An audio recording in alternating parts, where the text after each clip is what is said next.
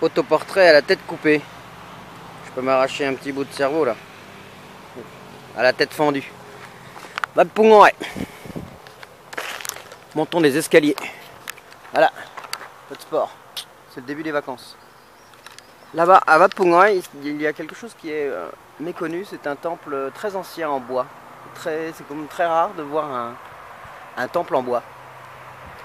Donc là, on est un petit peu au bord de la route qui va à Champasak. C'est un peu bruyant. Allez hop.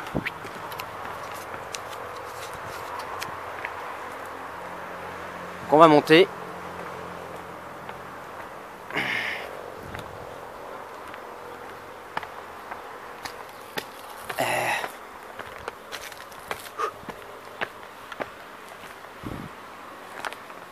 Voilà, c'est un temple qui n'est pas très connu, sur la route de Champasak.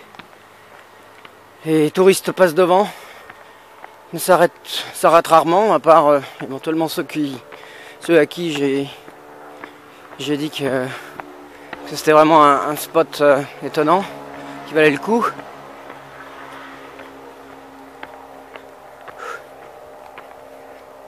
Ah, c'est des toutes petites marches. Des toutes petites marches comme ça. Et après, il y en a des plus grandes. Parfois, il y en a des géantes. Voilà, ça c'est quelque chose qu'on retrouve tout le temps dans les escaliers ici. Une alternative, ils alternent des trop petites avec des trop grandes. Ouais, ça paye pas de mine, mais ça monte.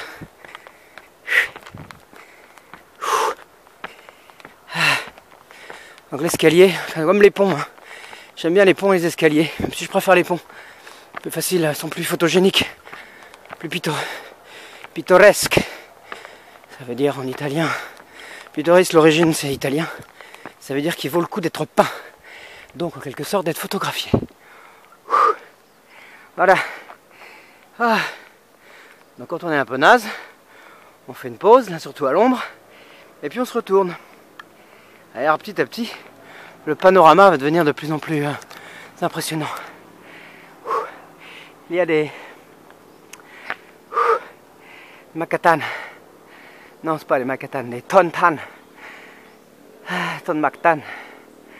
Des arbres, des palmiers sucriers qui bordent les escaliers.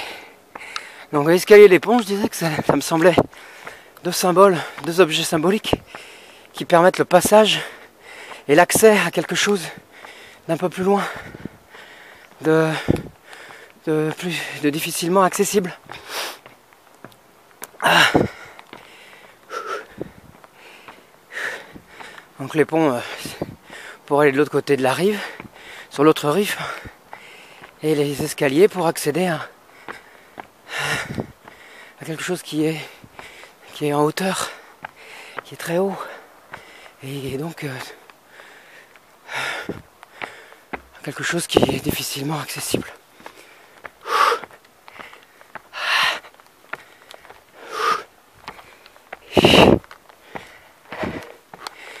Donc bon, il y a des gens qui connaissent quand même ce temple Wat Phungoy. Il y a un petit panneau. Maintenant ils ont fait une énorme arche sur la route pour indiquer que on rentre dans les juridictions de la ville de Champasak. Allez, alors un petit coup encore. Un petit coup de view. Donc on peut ne pas le louper. Donc les curieux de niveau 1 peuvent y monter. Alors s'ils le peuvent par les escaliers, sinon un peu plus loin, il y a une route qui a été faite par les moines. Une route cimentée. Ça c'est pour le level number 1 de la curiosité. Et donc on peut, une fois en haut, je vais pouvoir le partager, j'espère. Eh bien, il y a un beau panorama.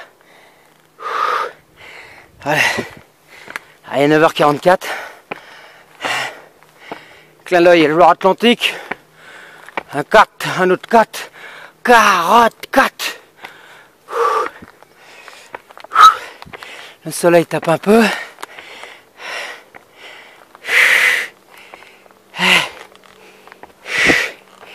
Et donc c'est un début sur les chapeaux de roue.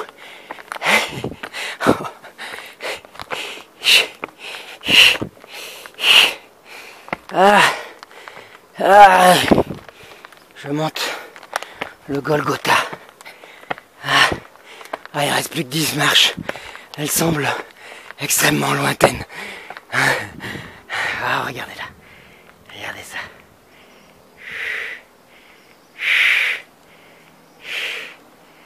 Sur le côté, sur ce côté-là à droite, il n'y a rien. Il n'y a pas de vue parce qu'il y a des flamboyants. Ils sont pas en fleurs. Qu'est-ce qu'il y a encore? On dirait des caféiers géants, et vu les feuilles. Ça ne doit pas être ça. On n'est pas dans la région. Un énorme frangipanier plumeria. Le vrai nom c'est plumeria, mais tout le monde connaît les frangipaniers. Il est certainement très ancien celui-ci. Le tronc est épais.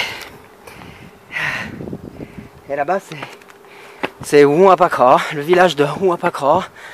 Il y aura des trucs à raconter. Ouais, je vais prendre ma respiration. Je vais trouver un peu d'air et puis hibiscus non comestible. Partout où on peut aller, il y a des chiens. Voilà, super temple. C'est un temple quoi, classique, hein. Couleur extrêmement vive. Dragons et autres sculptures classiques de la tradition de la mythologie bouddhiste. Et là il y a un joli sala, un ancien sala, et qui donne surtout sur une très très jolie vue. Donc voilà pour les curieux du level number 1. Hop, tac. C'est pas mal. Pour les curieux du level number 2, il y a une balade au fond du temple en forêt. Et donc c'est ça que je suis venu chercher. L'année dernière, j'étais venu aussi la faire pour mon anniversaire, le 1er janvier.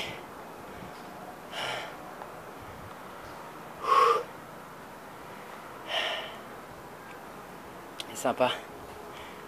Voilà, donc ça c'est pour les curieux number 2, mais level number 2, mais bon, on les compte sur les doigts d'une main d'un menuisier maladroit. Donc là, cet élargissement du Mékong, le Mékong est extrêmement large ici. Extrêmement.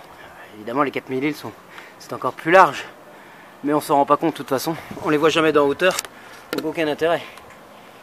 Le Mékong peut faire 14 km de large. On ne s'en rend pas compte. Sauf à se mettre dans un bateau spécial, de louer un bateau spécialement. Donc là c'est Huapakra, ça veut dire la tête du poisson phallus. Donc c'est étonnant, c'est que comment les Lao ont pu savoir cela, puisque ça c'est visible du ciel. Sur une carte, sur une Google Sat, on voit effectivement que cet élargissement du Mékong est en forme de poisson. Alors pour eux, ils ont le poisson qui ça leur faisait penser, semble-t-il, le poisson qui s'appelle poisson phallus, Huapakra. Et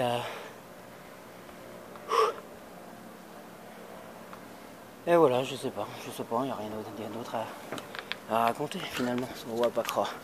Bon. Donc c'est aussi, bien sûr, on fait des jeux de mots en lao avec le pakra, donc pour parler des parties intimes des messieurs. Comme on dirait en français, je sais pas, une banane ou... Enfin bref. D'ailleurs, ça faisait... Je suis allé l'autre fois à l'ENS, là où j'ai enseigné le français. Il y a longtemps, en 2008, pendant 1 an. Et j'ai rappelé cette histoire parce que le directeur, je parle pas de celui qui passe le balai là-bas, hein. Le directeur qui dans son bureau me faisait des blagues que je ne comprenais pas. Il dit, alors comment il va ton petit frère? Et j'avais beau lui dire que j'avais pas de petit frère ni de frère. ça les faisait marrer en fait. Et j'ai compris après que petit frère c'était une expression pour phallus. Voilà. C'est rigolo, hein? Ah oui, on rigole. Alors, il y a des koutis. Ça, ces petites maisonnettes dans les temples, ça s'appelle des koutis. K-U-T-I. C'est des maisonnettes pour un moine, mais normalement c'est des maisonnettes de méditation. Voilà, c'est pas très strict ici, hein, méditation, par rapport à ce que moi j'avais, ce que j'avais fait là, ce qu'on a fait 2 fois en Vipassana, comme une autre expérience. Mais bon, c'est plus lent, mais c'est plus long ce qu'ils font. C'est sur la longueur. Donc c'est un centre social en fait. T'as pas de travail, t'as pas d'argent, t'as pas de famille, bon bah tu viens au temple. Hein. Si t'es un garçon. Bon, alors c'est une femme aussi. Hein. Il y a beaucoup de grand-mères. Hein. S'habillées en blanc, non pas en orange cette fois-ci. Ah, donc voilà, c'était la belle vue. Ouh, la belle vue de Wat Phu Ngoai. Maintenant, je vais aller dans la forêt. Je reprendrai peut-être un blabla dans la forêt. Ah, finissons sur cette... Alors je sais plus comment elle s'appelle son nom. Je sais plus. C'est pas écrit là-haut nulle part, il n'y a pas de panneau. Donc dans la légende, c'est une femme qui a sauvé les humains d'une menace. Alors je me rappelle plus de la menace. Et donc avec ses cheveux, je crois trempés dans l'eau, chose comme ça. Donc une sorte, elle a créé un tsunami pour tuer les malfaisants. Ou alors à la Moïse, elle a ouvert une brèche dans le Mékong pour faire traverser les Laotiens peut-être à une époque. Enfin, voilà. Je pense pas que ce soit Nang Sida. Je crois pas que ce soit Mademoiselle Sida. Bon, si j'ai l'info, je la mettrai, je te le dirai. Au revoir, madame.